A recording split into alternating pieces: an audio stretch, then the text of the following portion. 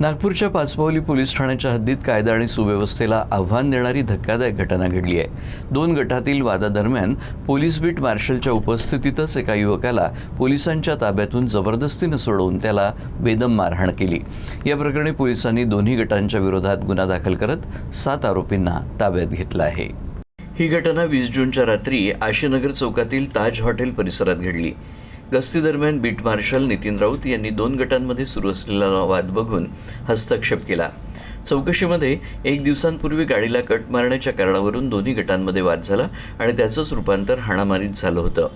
पोलिसांकडून दोन्ही गटांना समजावून सांगून परिस्थिती नियंत्रणात आणण्याचा प्रयत्न सुरू असतानाच राहुल उर्फ गोलू गोंडाणे याला चौकशीसाठी पोलीस ठाण्यात नेलं जात होतं। मात्र याचवेळी दुसऱ्या गटातील काही जण आक्रमक झाले आणि त्यांनी पोलिसांच्या ताब्यातून राहुलला जबरदस्तीनं सोडून नेल्याचा आरोप आहे। यानंतर आरोपींनी राहुलला बेदम मारहाण केली। बीट मार्शल नितीन राऊत यांनी त्याला वाचवण्याचा प्रयत्न केला असता त्यांच्यासोबतही धक्काबुक्की करण्यात आली।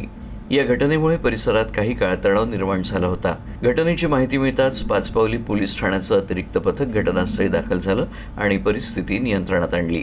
जखमींना उपचारासाठी रुग्णालयात दाखल करण्यात आलंय।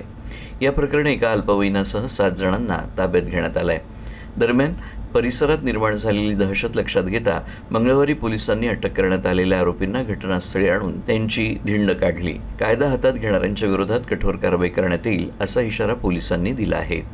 तो ये जब फिरियादी और आरोपी जो है वो आमने सामने आए तो उनमें फिर बाचाबाची हुई और झगड़ा हुआ। तो राहुल गोंडाने और उसके जो साथीदार हैं उन्होंने जो है फिरियादी पे और उनके साथियों पे हल्ला बोल दिया। तो इसमें दोनों पार्टी की तरफ से राइट का गुनाह दाखिल किया है। उसमें अब तक जो है 6 आरोपी अरेस्ट है, एक नाबालिग है। तो इसमें तफ्तीश चल रही है।